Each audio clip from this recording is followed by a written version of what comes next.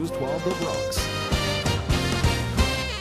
Thank you for joining us. I'm Gilma Avalos. It's been a lifeline for people in the Bronx who cannot afford regular health care since the 1970s. Now many are worried it could be forced to close after the Department of Health recommended cutting the facility's Medicaid funding. But State Senator Ruben Diaz Sr. says he won't let that happen. News 12's Joe Masiri has the story. The Soundview Healthcare Center gets 90% of its funding from Medicaid.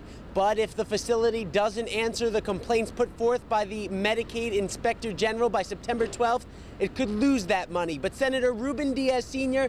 says it's too important to the community to close down. Former Senator Pedro Espada joined Senator Diaz at the clinic to assure community members that the facility will remain open. But the Medicaid Inspector General plans to cut funding if the facility does not correct its failures, which include refusal to remove Pedro Espada Jr. and Pedro Espada from management, lack of oversight in business operations, and the decision to execute a multi-year contract with Pedro Espada Jr.